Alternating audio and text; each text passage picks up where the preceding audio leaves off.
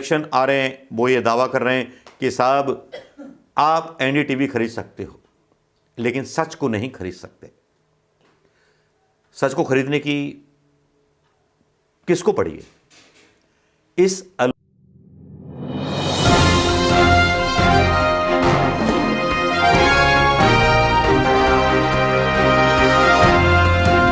नमस्कार। आज पूरे हिंदुस्तान में शायद मातम मनाया जा रहा है उन सच्ची खबरों का, जो सच्ची खबरें शायद कल से बंद हो जाएं।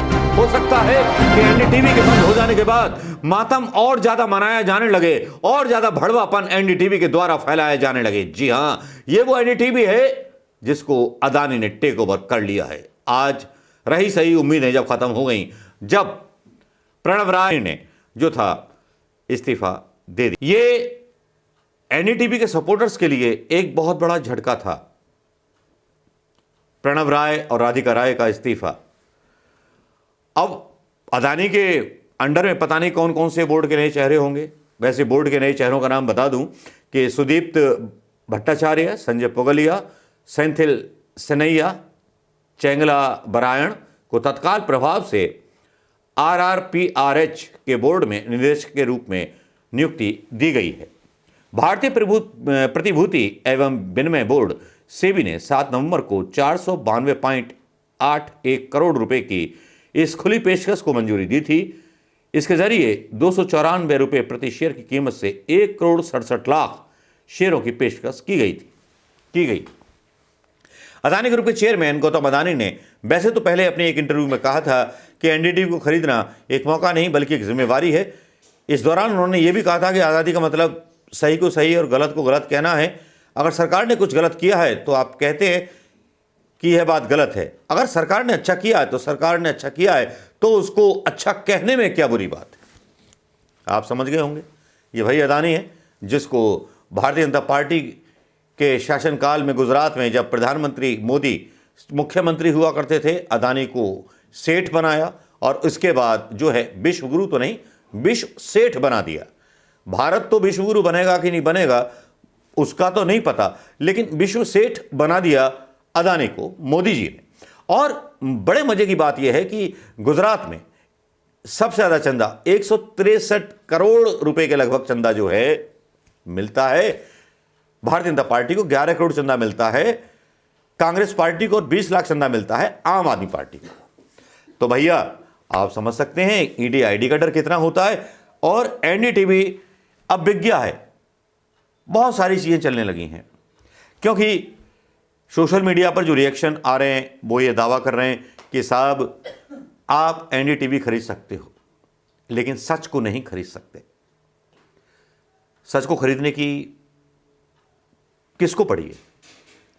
इस अलोकतांत्रिक देश में, ये देश जो तानाशाह का गुलाम हो चुका है, किसको जरूरत है सच सुनने की? कौन सच सुनना चाहेगा? लोग हिंदू मुसलमान के नाम पर वोट डालते हैं। घर की महिलाएं भी जो पति बोलता है उसके नाम पर वोट डालती हैं। उनको परेशानी नहीं है कि वो चूल्हे पर रोटियां बनाना चालू कर चुकी हैं, गैस का सिलेंडर महंगा हो चुका है, उन्हें कोई परेशानी नहीं है इससे। कांग्रेस इन तत्वों से थोड़ा सा अलग थी।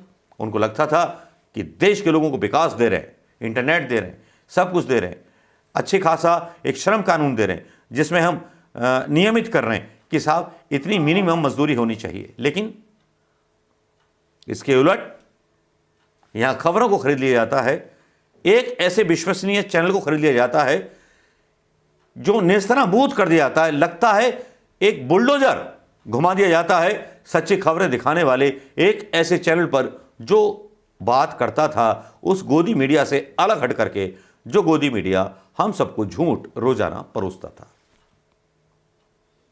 अब अदानी ग्रुप के चेयरमैन ने एक इंटरव्यू में जो कहा था वो मैंने आपको बता दिया। और जिस तरह से हिस्सेदारी थी 403.85 करोड़ रुपए राधिका राय और प्रणव राय ने उधार लिए थे, वो चुका नहीं पाए तो इसको बेच दिया गया। अब इससे आगे की दास्तां पर मैं आता हूं रवीश कुमार पर। पहले रवीश कुमार के कुछ ऐसे वीडियोस मैं यहां डालना चाहूंगा जो सीधे सीधे ऐसे 3 वीडियो जिनसे क्रेडिबिलिटी एनडीटीवी की बड़ी थी। ये वीडियोस देखिए रवीश कुमार के, जिसमें वो अरविंद केजरीवाल मफलर बाज की उतार रहे हैं, दूसरे में वो सरकार से सीधे सवाल पूछ रहे हैं विश्वगुरु के ऊपर, और तीसरे में ब्ला ब्ला है, वो भी देख लीजिए। रवीश कुमार तो रवीश कुमार हैं, और एनडीटीवी की जो मतलब एक ब्रांडिंग थी वो रवीश कुमार थे। लेकिन पहले ये वीडियो देख लीजिए। तो आपने उसको ट्विस्ट किया ना, उसमें तो लिखा हुआ है उपद्रवी को, आपने अपना जात भी बता दिया कि आप अग्रवाल हैं। सारी दुनिया आपको केजरीवाल समझ रही थी, आपने अपने आप को अग्रवाल बताना शुरू कर दिया। सारा ट्विस्ट मैंने ही किया सर, दूध के धुले तो वही है, सारा ट्विस्ट मैंने ही किया।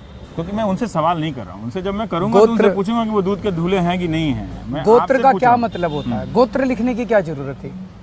अरविंद केजरीवाल उपद्रवी है, अरविंद केजरीवाल उपद्रवी गोत्र लिख दे। आपने उसका एक कास्ट के रूप में इस्तेमाल किया ना, जैसे आपने कहा नेहरू प्लेस में कि मैं बनिया हूँ, धंधा करना जानता हूँ, और लोग धंधा नहीं करते इस देश में बनियों के अलावा।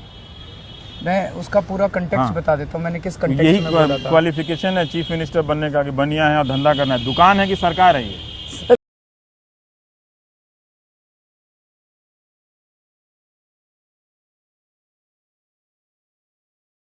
मैं अपील करता हूं कि 2 महीने में कम से कम आप टीवी देखना छोड़ दीजिए। 2 महीना छोड़ दीजिए, आप उठा के फेंक दीजिए टीवी को घर से बाहर। ना मोबाइल में देखिए, ना दीवार पर चिपका के देखिए। 2 महीना तो नहीं देख सकते ना, इतना तो कर सकते हैं। इससे आसान डेमोक्रेसी के लिए मैं क्या मांग रहा हूं आप, कि वो टीवी जो भारत के लोकतंत्र को, अर्जित किए गए लोकतंत्र को बर्बाद करने के लिए दिन रात मेहनत कर रहा है, क्या आप उस टीवी को नहीं छोड़ सकते? छोड़ दीजिए ना, इसका अब कुछ भी नहीं हो सकता है। यह हिंदुस्तान के सबसे ताकतवर नेता की जूती बनकर रह गया है। आप इसे क्यों सर पे उठा रहे हैं? आप नागरिक हैं, मत उठाइए। मैं ये बात किसी अतिरेक में नहीं कह रहा आपसे। आप खुद भी चैनलों को देखिए कि कैसे वो एंकर चिल्ला रहा था। दुनिया में कोई ऐसा देश है जो विश्वगुरु है? कौन अनाउंस करता है कि कौन सा देश विश्वगुरु है? कोई डिग्री है विश्वगुरु की? ये विश्वगुरु क्या होता मुझे तो समझ में नहीं आता है। कोई इसका स्ट्रक्चर होना चाहिए ना विश्वगुरु का। आप क्या एक ढंग की तो यूनिवर्सिटी नहीं, आप कह रहे हो कि विश्वगुरु बन जाएंगे? किस चीज पे आप विश्वगुरु बने? फ्रांस से राफेल खरीद के, वो भी उसका दाम नहीं बता रहा हूं कितने में खरीदे हैं, दूसरे देश का जहाज खरीद के आप विश्वगुरु बन जाएंगे क्या? किस चीज का बनेंगे? कहां कोई सर्टिफिकेट कोर्स है? तो ये जो सपना दिखा है, कल को भारत कुछ नहीं था, आज भारत कुछ नहीं, हम परसों विश्वगुरु बनाएंगे। उन्हीं का बुलेट ट्रेन ले आके, मतलब बाकी सारे ट्रेन, बाकी फैसिलिटी को खत्म कर दीजिए। मुंबई अहमदाबाद, उसमें अभी आरटीआई से जानकारी आई है कि 40% सीट जो है, जो नॉर्मल ट्रेन चलती है उसमें खाली रहती है। उस रूट पे आप बुलेट ट्रेन चलाए हो, उन्हीं का टेक्नोलॉजी ले आके आप कह रहे हो विश्वगुरु बन गए। तो आप अपना कोई बुलेट ट्रेन बना लेते हैं ना, फिर तो समझ में आता कि आप विश्वगुरु बन गए। ये वीडियोस आपने देख लिए होंगे रवीश कुमार के, और अंदाजा ये लगाया जा रहा है कि रवीश कुमार इस्तीफा दे देंगे। अंदाजा तो जब से लगाना शुरू हो गया था, जब से अदानी का ग्रुप चला था। मैंने भी एक वीडियो डाल दिया था कि रवीश कुमार जल्दी इस्तीफा देंगे, इस्तीफा दे देना चाहिए, लेकिन रवीश कुमार ने तब तक इस्तीफा नहीं दिया था। शायद उनको आखिरी उम्मीद बची थी। आज सोशल मीडिया पर, ट्विटर पर बहुत सारे वीडियो, आज मीम्स जो थे रवीश कुमार के खिलाफ बीजेपी आईटी सेल के लोग चलाते हुए दिख रहे थे। मैं एक कोने में खड़ा, मीडिया समूह के जो इस तरह के वो आ रहे थे, मैं लग रहा था किसी एक नदी के किनारे खड़ा हूं और इन डलते हुए पोस्टरों को मैं देख रहा था।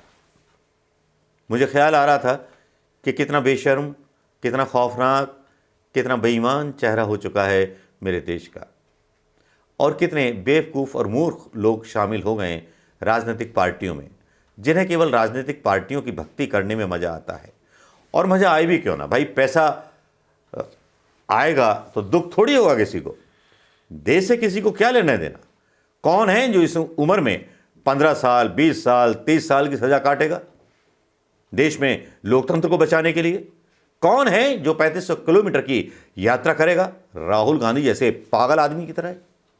पागल आदमी कहूँगा।